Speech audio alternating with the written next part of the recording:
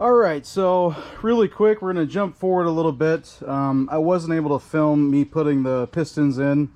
To be quite honest with you, it's mostly just because it's my first time doing it, so I just really wanted to make sure that I focused on it. There's also 100,000 YouTube videos on how to insert pistons with LS. But I will show you a couple things just so that you're aware with this car. So, if you flip it over to the bottom end, so one thing I forgot to show in the video or in the clip before was setting the thrust. Again, there's a lot of videos on doing that. So after I put those main caps in, I did take them back off again and then set the thrust on the back and the front. So I just tapped it with a hammer and then tighten the main caps down. So that's good with that. Something to note when it comes to the rod orientation, there's little inside the rods on the main side, there's little dots on them. And so essentially the way that the orientation goes is all the dots face the back of the motor, and then the piston dot faces the front. So the piston dot on the surface of it faces the front, and then the rod is basically, its dot faces the rear. And it's the same on all of them. And so basically, if you see the casting numbers on the insides of these pistons, you'll see one side has a casting number and the other side doesn't. Essentially, all the casting numbers on every single one, just as another reference on the orientation, basically faces this side of the engine, which would be, let's see if we're gonna flip it over. So yeah, so basically all the casting numbers face the interior of the car, and then the sides without the casting numbers on the rod face the exterior, or face towards more of the bumper. So we do have that going on. So if you need some help on the orientation, that's kind of how to do that. So there you go. So that's how they all go in, and basically 15 foot-pounds to start, and then 85 degrees with a degree torque wrench to go ahead and do that. I did use factory piston rings that the car came with. I don't think I have the part number on me, but I'm going to post all the part numbers. But they're the factory GM genuine piston rings that came with the car, and a lot of cars from that era. So I reused those. Now, directly out of the box, the second ring is pretty much already set to 24 thousandths. So that one is fine, but the first ring is set to 15 thousandths, which is kind of tight for what I wanted. So essentially what I did is I ground the first ring down to 17 thousandths. So all my top rings are 17 thousandths, and all my second rings are 24. Now, I use the, I believe, yeah, BTR 3.78 bore piston insert tool. So once I clocked all my rings, set this on top of the cylinder, and then just tap it right in. You can almost push it in. It's not too bad as long as you have the first ring nice and tight. And your rings are all clocked properly. I did lube them up with braking oil, so I just dipped them in the braking oil, kind of let it sit for a second, double checked all the clock for the rings were proper, and then flipped them upside down, put it in, did a little assembly lube on the inside of the bearing, and then lined it up with the journal, flipped it back over, little assembly lube on the other cap, put it on and torqued it, and I just did 1 through 8. So I did back and forth on each one all the way to number 8. So that's basically what I did. This is the ring grinder that I used. Worked pretty good as long as you make sure that they're really straight and pushed down. I got this on Amazon for like 25 bucks. Same thing with my feeler gauges. I got those just to double check. Be very careful when you end up grinding it, because it is easy to go over 17 thousandths, really, especially on the first ring. It's really easy to do. Also, on the second ring with the OEM rings, they do have a dot that tells you which orientation is for the top. So that's basically what I did. And then for the clock-in orientation, for the rings where they go, essentially, I just used some of the main standards. I'll post that as well. So, all right, so got a little unboxing here with the camshaft. So I got this from Michigan Motorsports, and basically went with the truck Norris camshaft. I got the valve springs with it as well, which are the 560 lift, I believe. I got some new valve seats for it, and then also got the upgraded push rods for it as well, the chrome moly hardened push rods. So I think for what we're doing in terms of keeping the keeping some of the stuff a little bit stock, not having to change the torque converter, that type of stuff, I think the truck Norris is kind of the way to go. Also, the price of the springs goes quite a bit up once you go beyond the lift that this cam has. So I'm kind of thinking this is a good high kind of side of the ground without going super crazy and having to get 660 lift springs. So, and we got a Michigan Motorsports sticker, got a couple of them, which is obviously the most important part. So that's pretty dope. So here we go. Go ahead and open this bad boy up. Ooh, this is nice, man. I don't normally get new stuff like this. So this is pretty dope, actually. Go ahead and take a look at this bad boy.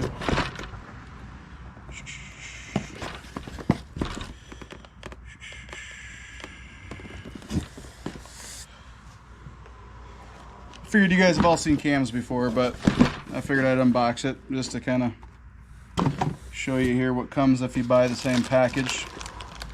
And we got a Brian Tooley Racing sticker. Oh, we got a Truck Norris sticker. That is dope. And then we just got some cam specs on there. So, yeah, 553 intake, 553 exhaust. So, ooh, that's nice. So there you go. I'm gonna make sure I clean it really, really good. Clean the inside of it with some brake clean too in there, just to make sure that there's no machine marks or anything like that. And then the next thing we're gonna do is go ahead and install our timing set, insert the cam, torque the stuff down. I did buy the cam kit from Michigan Motorsports as well. So I got the 4-pole cam sprocket, which again, I'll list all this stuff in the descriptions. I have a master spreadsheet that has all the part numbers of what I ended up going with. So this will all be included. So this is the timing set that I got. Again, so it's going to be a 4-pole cam gear because we have a Gen 4. So 4-pole should fit this cam perfectly. 3 bolts, which is good. Got a new crank gear, which I actually really like the one from Michigan Motorsports. I had an AC Delic or a GM Genuine one, and it was quite a bit flatter on the teeth. So, and it was kind of dirty looking and almost looked like it had been overheated. So I don't know, but I actually really think I like the quality of this guy better. It's got the dot in there, obviously, so everything orientation wise is exactly the same as the stock one. But the teeth on the one I bought from Michigan Motorsports look better. Now the only thing I did not do was I got a AC Delco timing chain, or a GM Genuine timing chain. Reason is that the these keepers here actually are a decent amount thicker on this one versus the HD timing chain. And again, this isn't going to be a high horsepower monstering like that, so I think this will be fine for what it is. It felt better, it looked better. It was the exact same length as the one that I bought in the kit from Michigan Motorsports. So yeah, so I'm using basically a GM Genuine timing chain, and these guys from the kit, and then I also obviously got this from Brian Tooley through Michigan Motorsports. So yeah, we're ready to basically put the timing set on and insert the cam and do all that fun jazz. So, and then this kit did come with the ARP bolts for the cam sprocket itself, and then I do have some ARP bolts for the or not ARP bolts, but I have the bolts in the cam retaining plate new as well that I got from Michigan Motorsports. So we got pretty much everything we need to get this set and getting going. So it's time to install. All right, so first thing I'm going to do, got our camshaft right here. I'm going to go ahead and sauce it up with some Permatex assembly lube, and you're going to want to apply this pretty generously. I got some gloves on so it doesn't get super messy on my hands.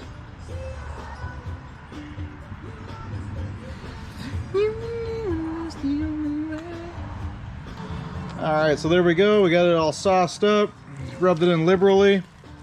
Don't be afraid to kind of go crazy on it. Can't put too much. Can't put too much, exactly. Never have too much. Alright, and then what I'm going to use is a long socket extension just to give me some grip inside there. And we're going to insert it and just go slowly. You don't want to nick any of these journals if you can help it. But it should go in. These are new cam bearings as well, so that's good. And I'll have a part number in the video description on that as well. But I know they're Durabron. And once you get towards the end here, that's when it gets harder to put in, where you can use your socket extension to get some leverage on it. That's going in good.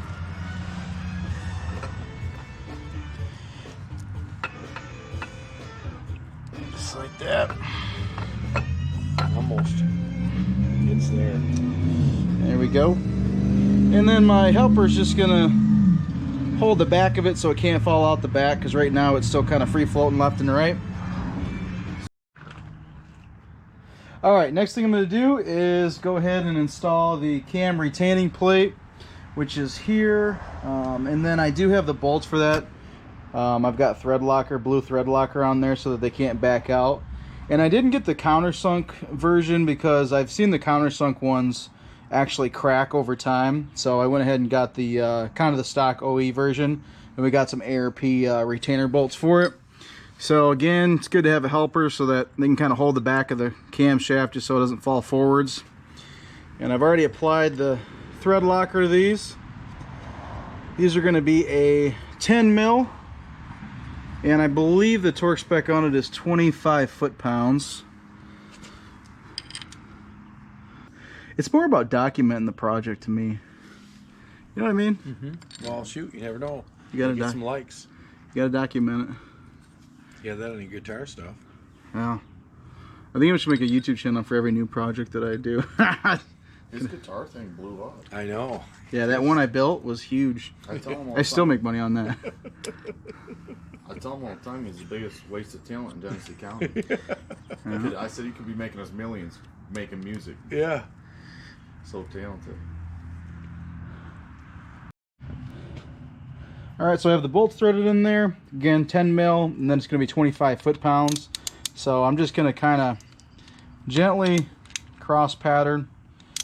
Just kind of snug these up a little bit before I actually torque it.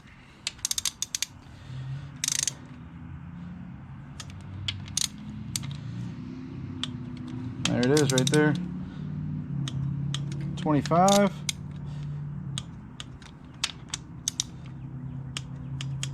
I'm going to go over them one more time and just make sure.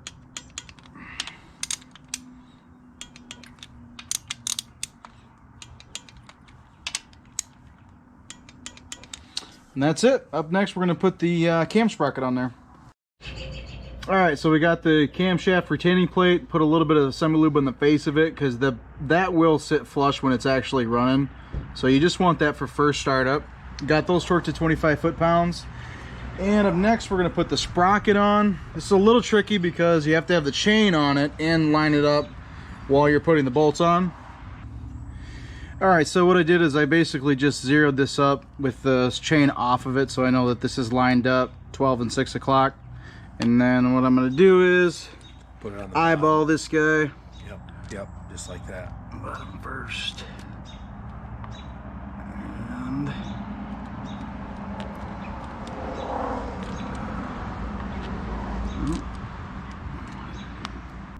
And that's got to be it right there. If you put it on, you'll be able to tell. Yeah. You want me to help you? Hold it. Oh yeah, that's right. Is that lined right up? Yep. All right, there you go. And then we go ahead and put in my bolts. Doesn't hurt to have a helper to hold the gear on. No, it does not. It's kind of tricky. Helping hand. Yeah, it's tricky because you got to put it on, line it up, bolt it down, not go backwards.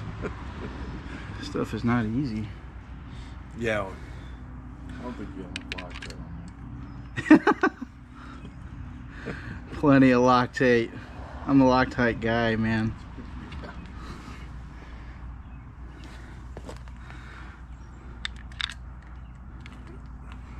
As close as I could do it. One left, it was way off. One right, it was way off. So it's got to be the right one. That looks good. All right. These should be pretty easy to torque just because the crank gear is now holding it. So let me look at that.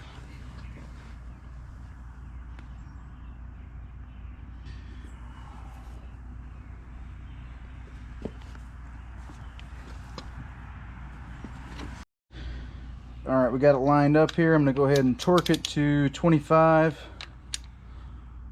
Just gonna start off easy.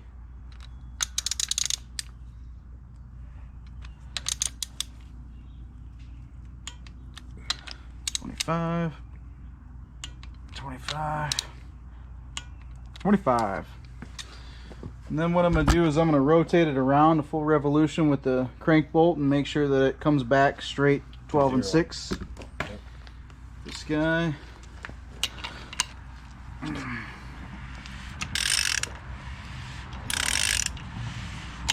You don't want to be off a tooth. That would be bad. I don't think it'd be catastrophic. It'd probably be a little... Whoops. Too far. Go around again. You should never turn a motor backwards, from what I hear.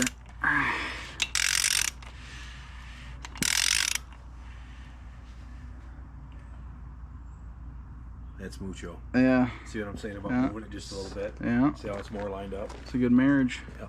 Probably what it was, I bet you what it was. Where's number 1 at? Right here? Right. Top dead center. And actually, look at this. Come back here. So you can tell it's right. The keyway actually points in line with cylinder 1. Yes, it does. That's how And it's so designed. does Pontiac. Yep. Yep. So does Pontiac. I think it's a GM So you thing. can tell it's flat topped up here. Yeah. You're dead center. That one is too. And you're on number 1. Yeah, but that'll fire next. Yeah, 1 and 6 are always on the same. This is always whatever is on the corner first. And then So it's gonna go something that's boom. All right, and last piece of this, we're going to install the LS2 chain dampener, which is a big upgrade from these cars, from the stupid kind of spring-loaded one that came with it always breaks and falls in the oil pan. So I put a little bit of thread locker on these bolts. Again, this is all part of the BTR cam sprocket timing set. So I'm going to throw this guy in there. Give me a little bit of play on these. It's a little tricky because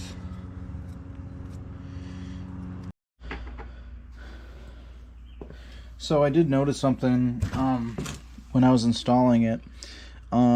These bolts that this came with, when you put them all the way through, they actually graze against the edges of this, grazes against the counterbalance on the crankshaft. Because as I was turning it, I realized that every time the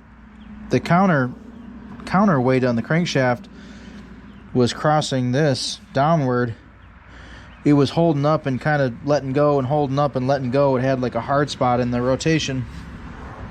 So that might be something to note, is that this all the way in, and you can see it on the edges of these. I probably can't in the camera, but there's bare metal on the edge of this.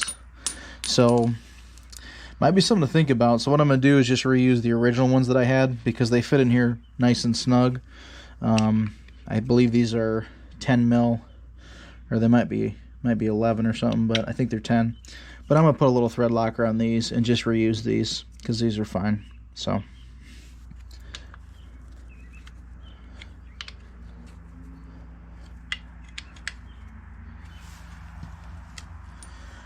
then I'm gonna try 25 foot-pounds and see what happens.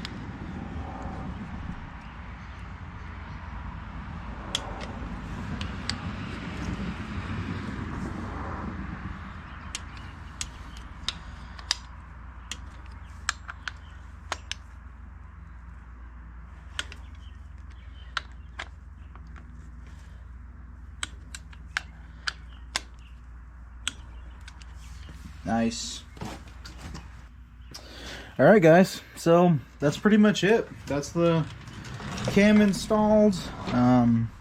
Camshaft retainer plate, cam sprocket with the new chain, the LS2 style dampener on there. Reused the bolts that came with my original dampener, which fit in here really good. They fit in snug. These also bottomed out really well, so that's good. I tightened them to 25 foot-pounds. I think it's probably only like maybe 18, but no big deal. Put a little thread locker on them. I use mostly blue thread locker on everything, so should be good. I spun it around once just to make sure that the dots are at 6 and 12 o'clock, so that's really good. So it looks like it's all in time. So yeah, that's pretty much it. You can kind of see here. I'll turn it over for you. I put a little assembly lube in it. I did soak the chain, and I also put a new crank sprocket on here, so that's something I might not have covered, but I did put a crank sprocket on here that came with the kit. So this crank sprocket, this dampener, and then the 4-bolt cam gear, and it came with another chain, the HD timing chain. Those 4 pieces came together. I ended up not using it just because I don't know, I just really like the AC Delco one. It seemed thicker. The holders on the sides were thicker than the HD one that I saw. And from what I'm reading, most of these, you know, stock chains can easily handle high RPMs and high loads, so there's not really too much of an issue with those. So I decided just to go with the stock genuine GM timing chain because it felt a little bit nicer, had less slack left to right, just felt like a higher quality build. But I do have the other chain still.